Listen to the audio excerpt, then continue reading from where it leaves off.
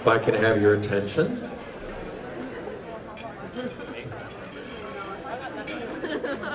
I was asked a question about the desserts and whether there was a limitation. We have established the fact that we're going to limit you to 5 per person. I know it's not in the spirit of the meeting because this is about overcoming problems, but problems of practice. So I don't know what your dessert practice is, but if you would limit it to that, that would be great. So this is the first time I've met Cindy Martin, the superintendent of the San Diego schools. But all I have heard, I could almost pick it up. I just said this to you, Cindy. I could pick it up as we talked briefly. The words passionate, respectful, engaging, collaborative, wise, knowledge of what literacy leadership is all about. So Superintendent Martin has been focusing on positives and on student learning, working with her board to implement what they call Vision 2020. She has worked as a literacy leader, a teacher, central office leadership, and clearly it is our honor to have her as our luncheon speaker. Please welcome Superintendent Cindy Martin. San Diego.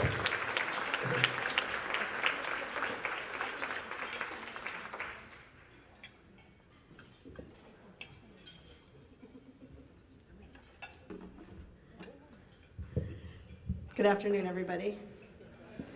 Welcome to our beautiful city of San Diego. It's an honor for me to welcome you here. We worked on making sure the weather was perfect for you. Wait a minute, it's always perfect. Who's here from San Diego? I know I saw some San Diego colleagues. Okay, all right, so isn't it like always great? Yeah, always perfect. I hope you're enjoying our city, but also enjoying the learning that Scholastic has put together for you as literacy leaders to be able to come together. It's so important that we can do this work and do this work in community. Thank you to Scholastic, yes.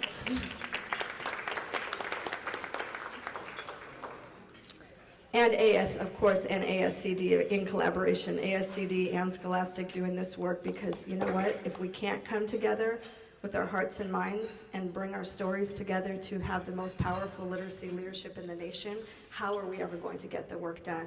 We need this time to be together, to be in community, to be a family, to be with others who think and believe and dream in big ways about what's possible for our students and for the children in our country. And gatherings like this are rare, more rare now than they used to be, so it's incredibly important that we have a very important sponsorship like this to bring people together and have this type of dialogue. I'm going to open in a very non-traditional way because I feel like I need to. I'm a little unsteady. I don't know if you know that song. I don't even know who sings it, but the song is called A Little Unsteady. And I'm not usually a little unsteady, but today I'm a little unsteady because this is my first public appearance since a very significant personal event happened in my life. I have been with my husband for 33 years. We met when I was 16 years old. He was 22. If you want to count, that's 12,045 days on this earth I've had with Sergio Martin, my husband. And unfortunately, I've had 33 days on this earth without him because he passed away in August.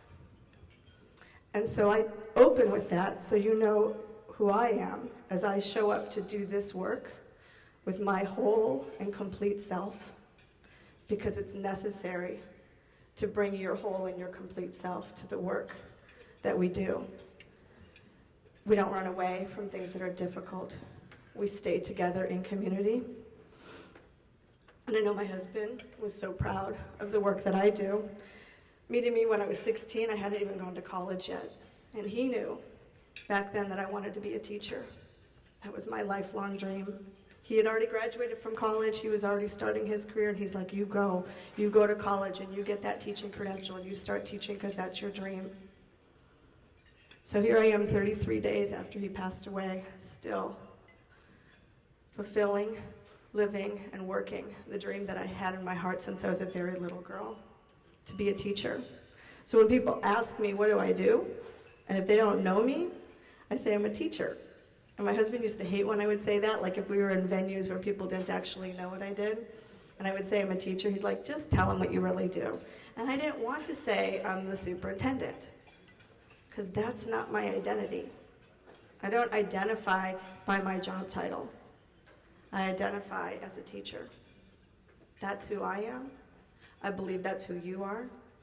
Whatever title happens to be on your business card right now, you wouldn't be here today in this context if you didn't first and foremost think of yourself as a teacher.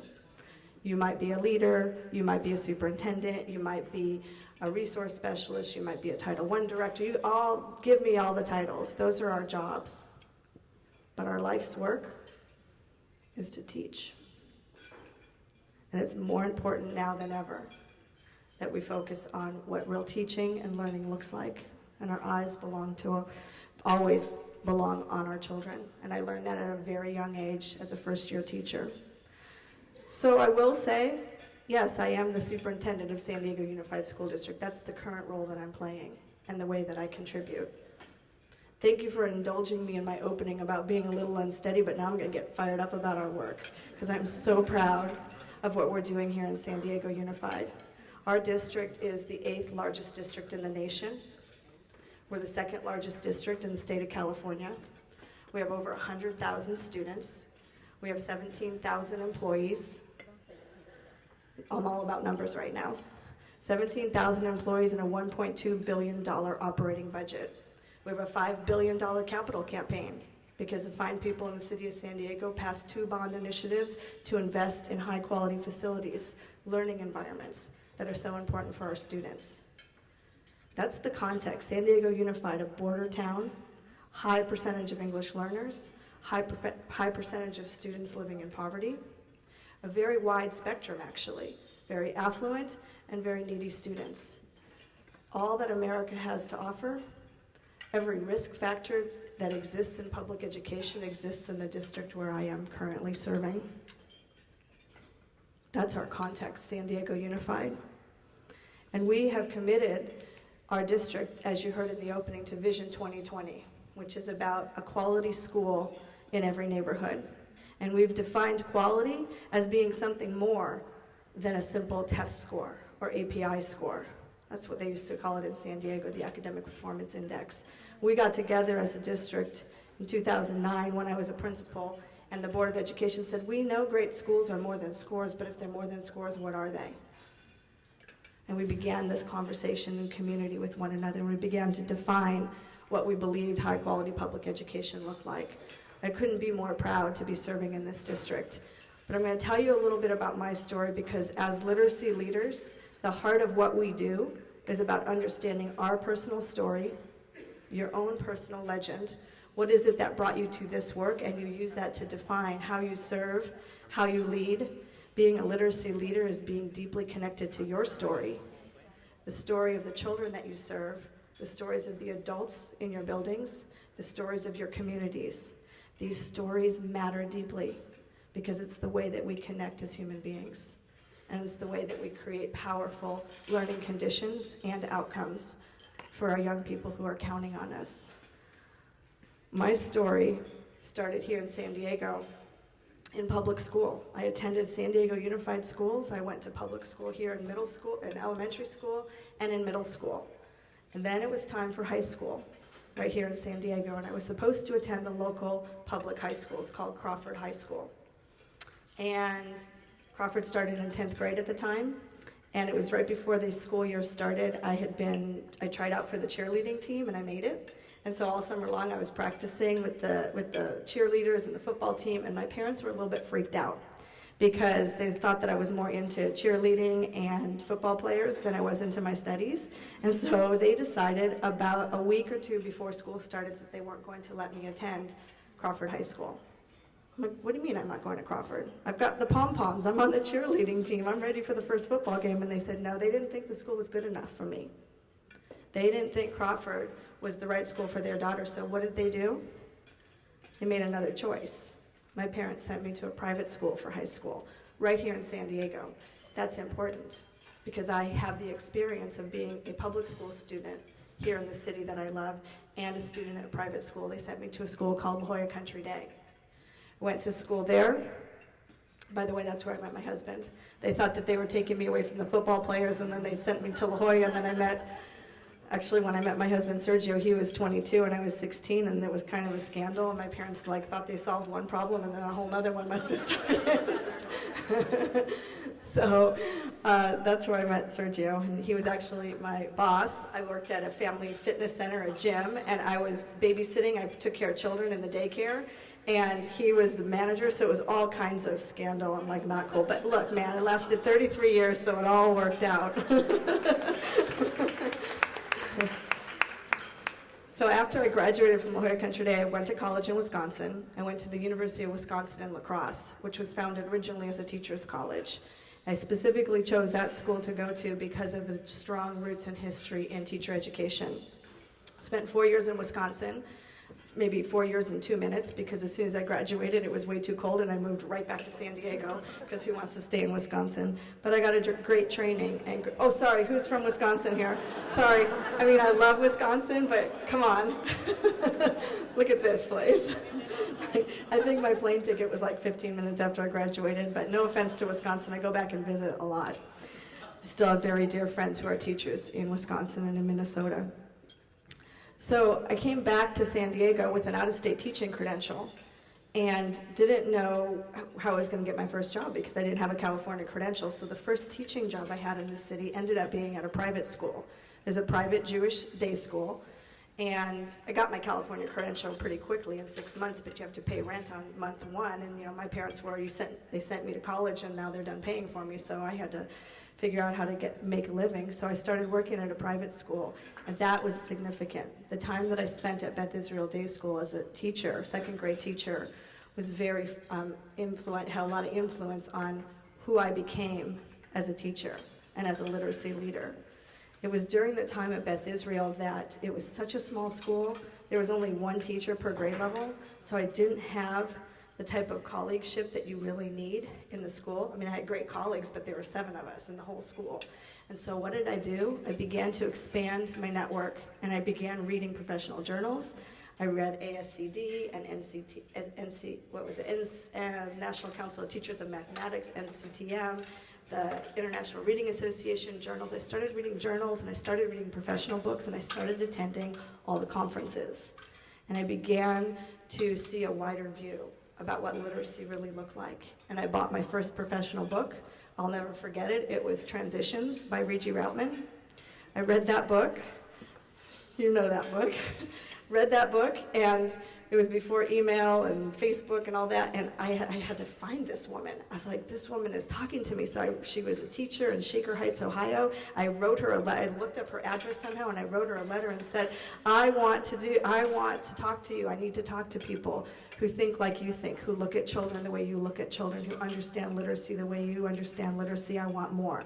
And I read her bibliography, and then I was introduced to Donald Graves, and I read everything he wrote, and my network began to expand, and my literacy foundation was formed at that moment. As I began to implement, at the time it was called Whole Language. The whole language practices and the debate in California was raging, whole language versus phonics, and it made no sense to me. It was, to me, never an either-or paradigm. It was all about being a literacy professional and making smart decisions alongside children and understanding their own literacy development and growth. So there I was, 7 years I ended up staying at Beth Israel Day School. And during that time, what I saw happening in my classroom is I saw actively literate young people learning to read, write, compute, engage in science and critical thinking in amazingly brilliant ways. And what I knew was that what I was observing in my classroom maybe had something to do with their parent education levels. Maybe it was a lot of very affluent families and children who came from highly educated homes, and so maybe that's why it was great. But I was thinking it's not really because of that. It's because of great teaching. So at the time, I then decided to go back to school to get my master's in curriculum and instruction, and I went to UCSD, and I studied literacy. And I was studying, my thesis was studying actively literate. What does it mean to be not just literate, but to be actively literate? And I realized, because for me it was easy to teach a student how to read, but to create conditions where students chose to read, write, engage, think critically, math and science, and my expanded definition of literacy allowed me to do research around what does it take? How do we create these conditions? And I was doing that in my classroom, and at UCSD I had to replicate in 3 other classrooms, and I saw what was working, and I realized it was working because it was great teaching, not because I just had students. And so I wanted to publish, because I read all these great authors, and I wanted to be like Richie Routman someday, and Donald Graves, and all my heroes, and I thought, I'm going to publish a book someday. And then I realized I could never publish a book if my sample group was a bunch of, pardon this for sounding this way, but rich white Jewish kids. Because they would say, well, yeah, of course that worked with that population.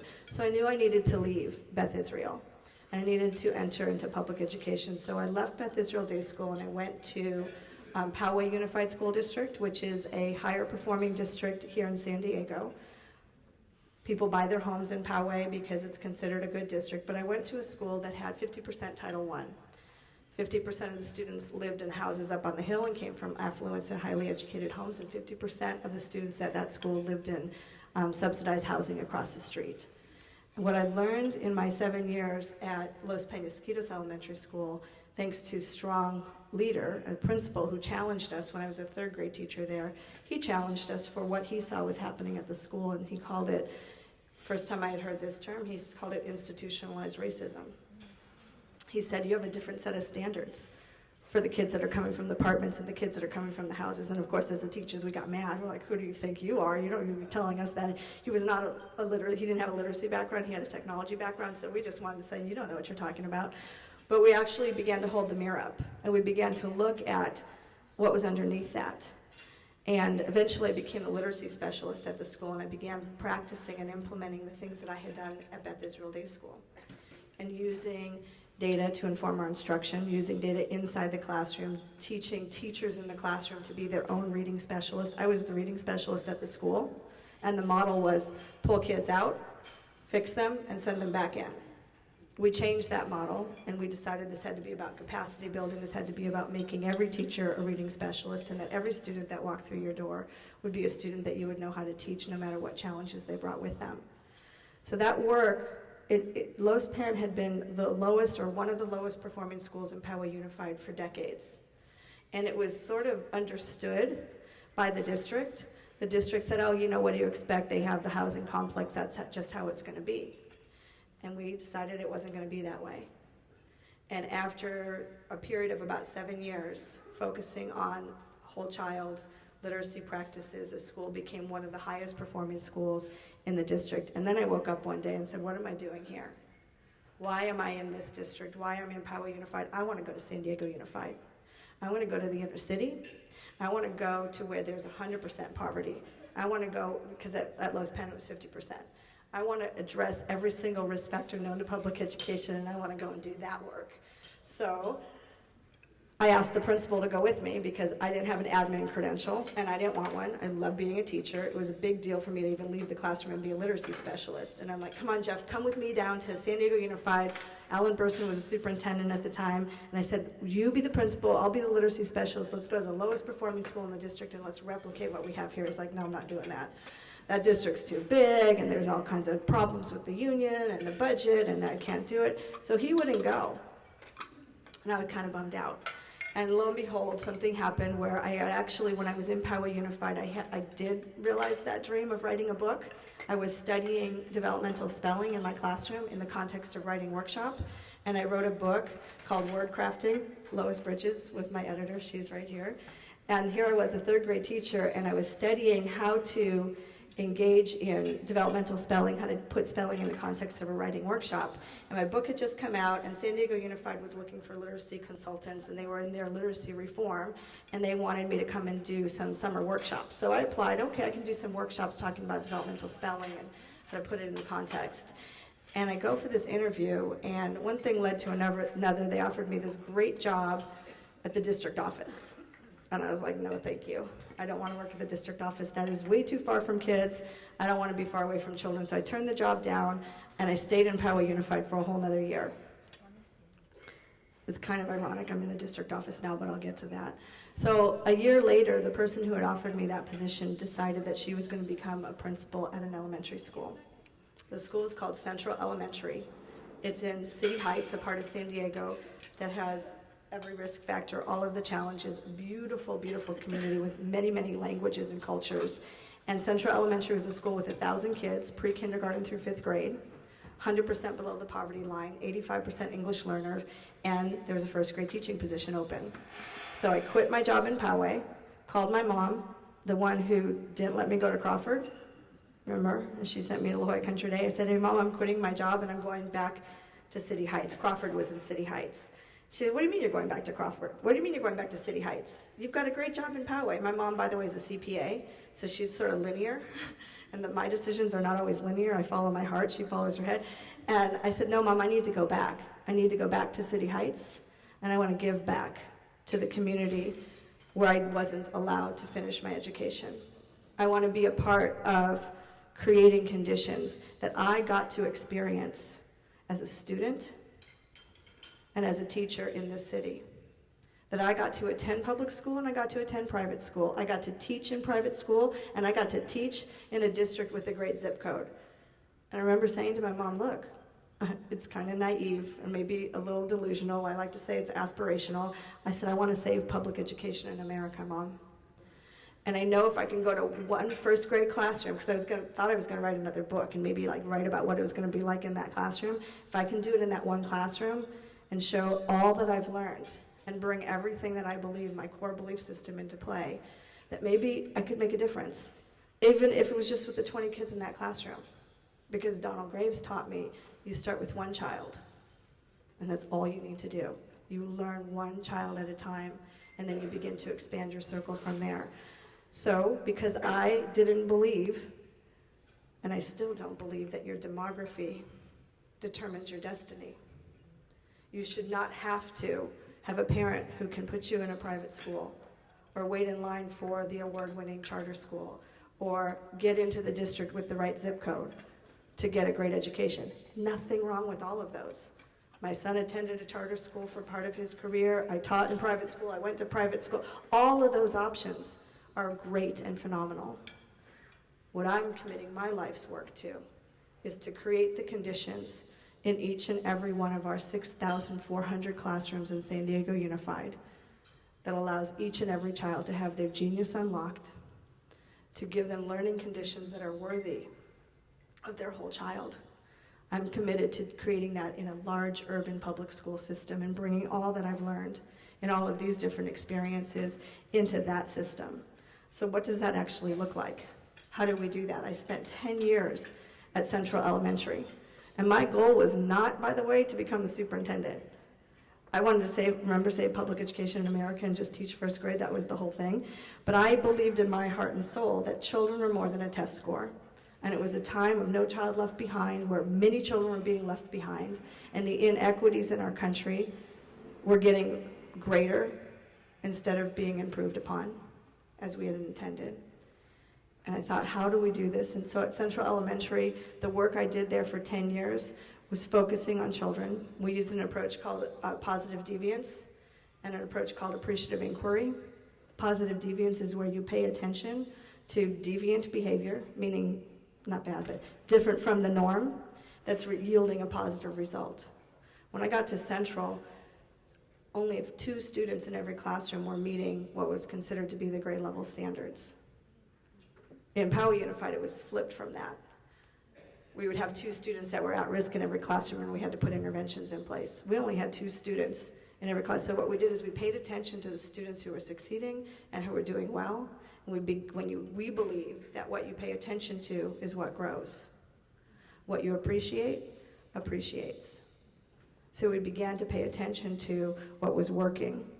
And it took several years. I never imagined that I was going to spend 10 years at Central Elementary. Never imagined that I was going to be the principal at Central Elementary. Remember, I went there as a first grade teacher. Back to the theme of the job title never has really mattered to me. But eventually the principal at the school left.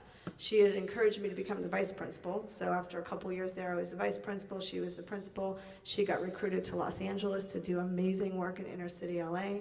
And there I was, the principal at Central. The one thing I didn't want to be was a principal. But there I was because we were 5 years into our reform effort.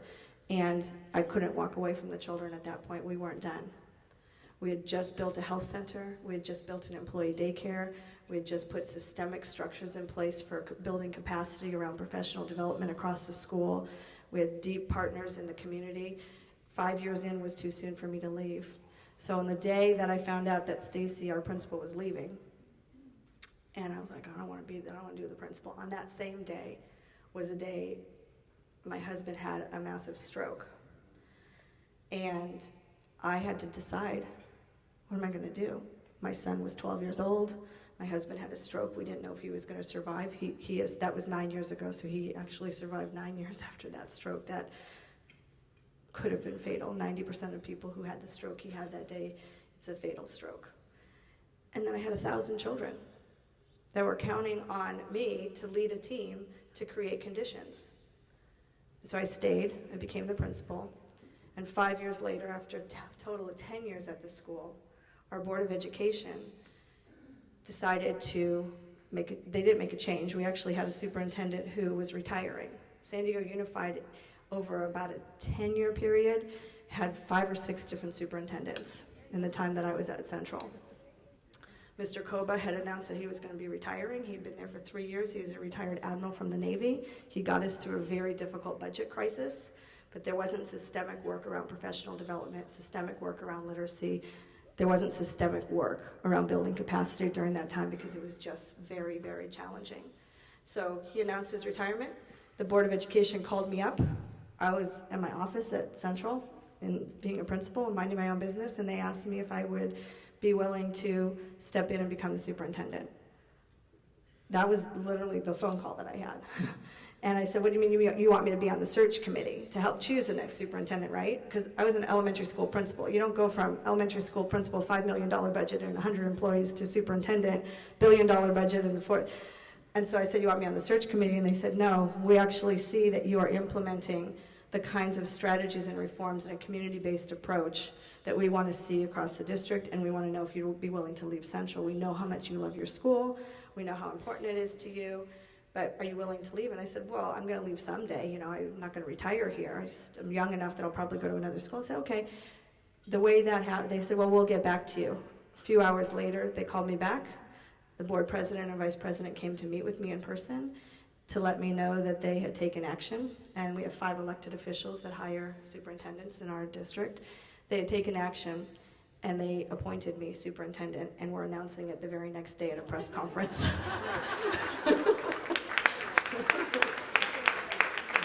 So then what do? And then you call Stacy, the one who got me into all of this mess, and you say, you're coming with me and you're going to be my chief of staff. And that was 4 years ago.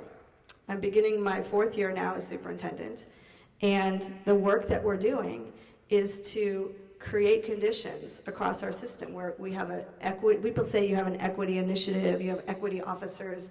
The core of what we're doing is to create conditions for every single student and deliver high quality learning experiences with equity at the core. So we've defined equity in our district as each and every student gets what he or she needs when they need it in the way that they need it. We have very publicly stated that we believe a child is more than a test score. We've reinvested in the arts. We've expanded our investment in the arts.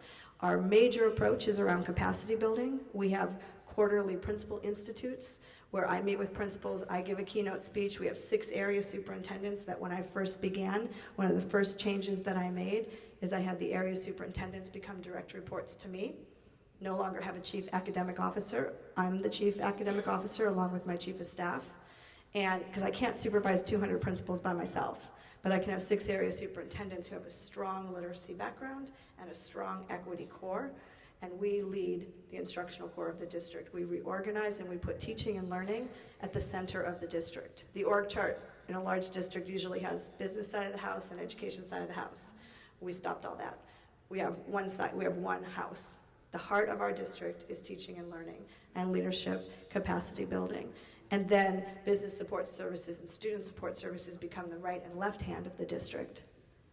But the heart and the brain that operates the district has to do with how we're creating conditions that build capacity for all of our young people. We identified 4 learning cycles for the year. We ask ourselves, we get into cycles of inquiry. We train our principals how to be in humble inquiry with their teams, to be leaders alongside leaders and learners alongside learners, and putting learning conditions at each school. We've asked every school to engage in the cycles of inquiry. The first inquiry question is, how do we create classroom conditions, academic, social, and physical environments worthy of our children? We ask that question each year, and we ask that question for a 9-week cycle, pre-kindergarten through 12th grade. That learning cycle starts the year with, are our learning conditions worthy of our children? Academic, social, physical environments. Our next learning cycle, we ask ourselves, how do we create conditions where students have opportunities to engage in collaborative conversations? Because we know active listening and being able to speak to another person, hear what they have to say, and allow your ideas to be understood is incredibly important. And students who leave our system, if you're more than a test score, when you leave the system, you have to be able to engage. You have to be able to speak to one another and be able to have difficult conversations. Our nation is highly polarized right now.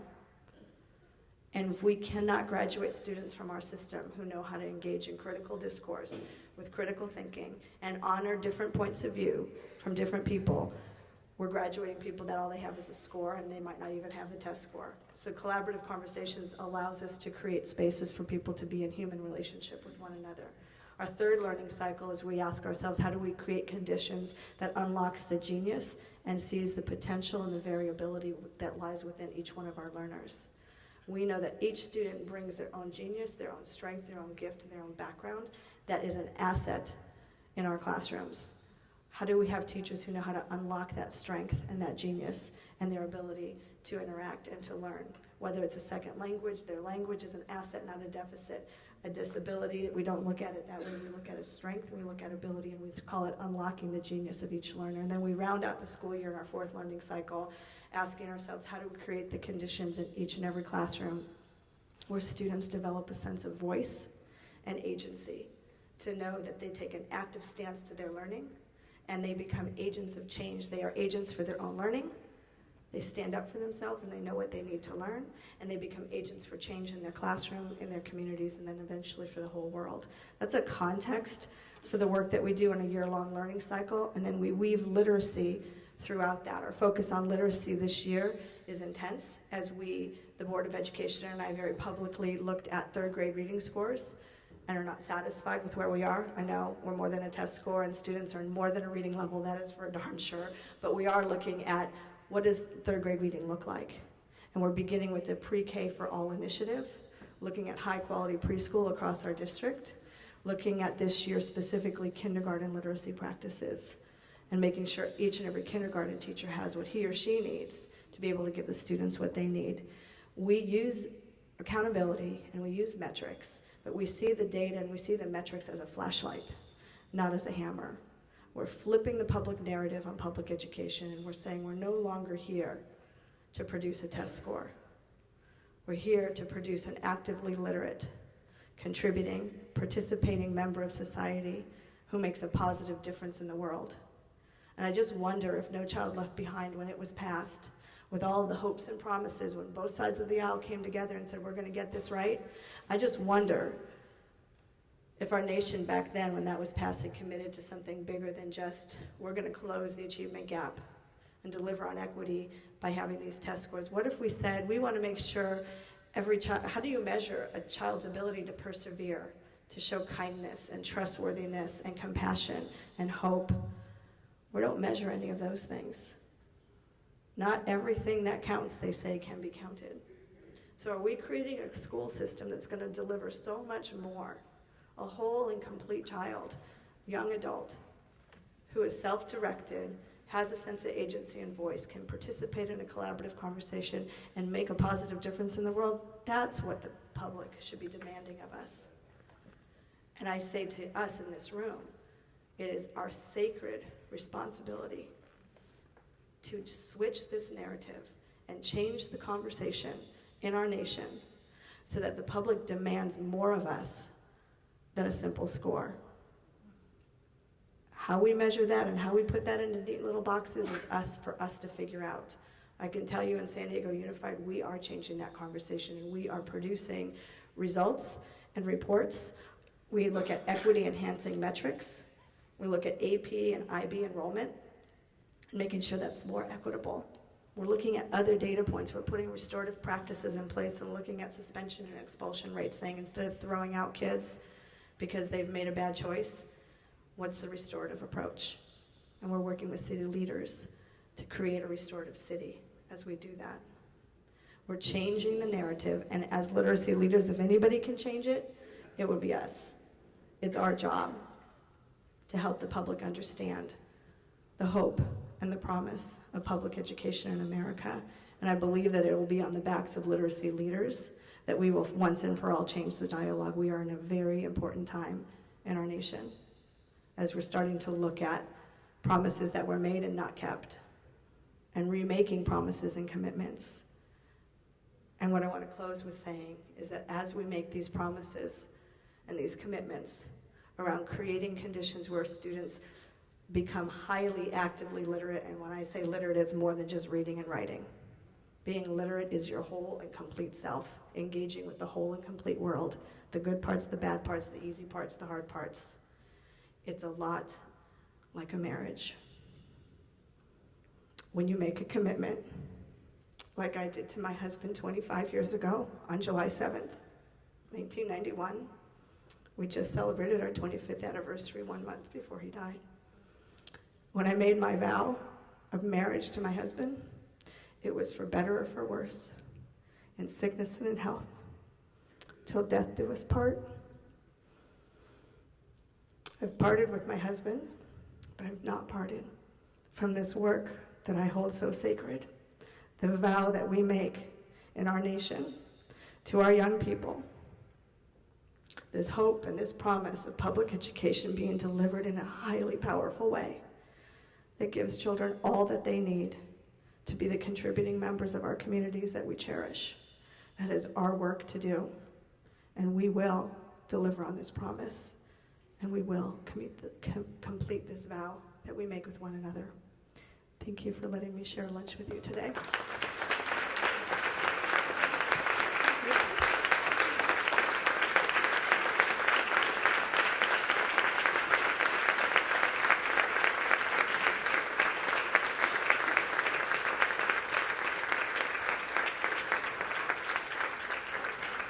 You got me through it. I'm a little unsteady, but I made it through. Thank you. Thank you for the honor of being with you.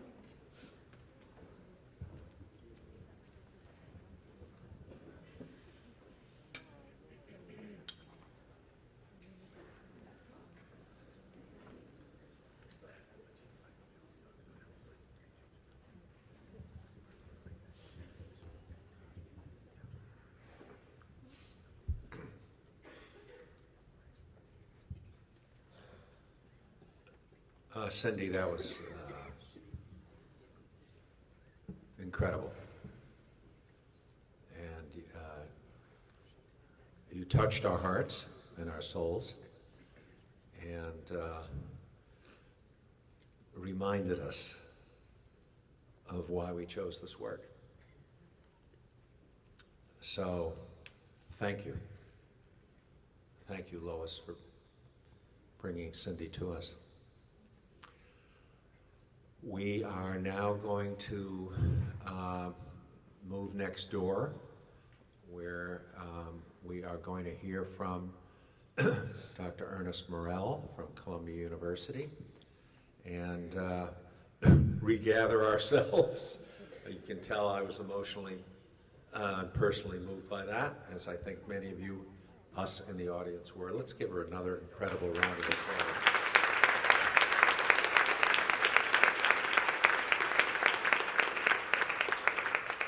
We are adjourned to the major room.